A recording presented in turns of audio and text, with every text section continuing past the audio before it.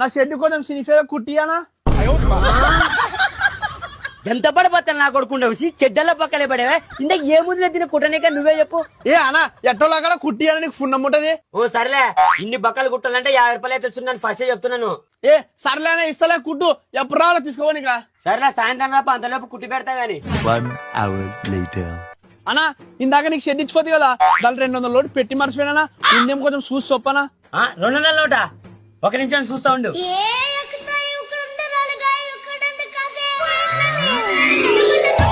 200 నోటే కదా, ఉంది లేరా. సర్లేనా వచ్చి తీసుకెళ్తానా. దానికల్లా ఏమొస్తావు, నీ 200 కదా, నేను ఫోన్ పే చేస్తాలే నీకు. సర్లేనా దాందేముండి కొట్లేనా. చేస్తలే ఉండు. ఏ మామా 500 పెట్టుకొని మనకి 200 అని చెప్తావు కదా మామా. నీకు తెలియలేసి నువ్వు ఊక కూర్చో. వాడు పెద్ద షట్ట చేరినా కొడుకుసి ఆ కొడుకు కట్టే చేయాలా. పటు ఈ 500 తీసుకొని 4 దిన పోయి చికెన్ ఫ్రై చేసుకోండి రా. ఏమాసి అట్లా చూస్తున్నావు. పట్టు ఈ బంగారు లోటు తీసుకొని నువ్వే చేసుకో చికెన్ పాటి.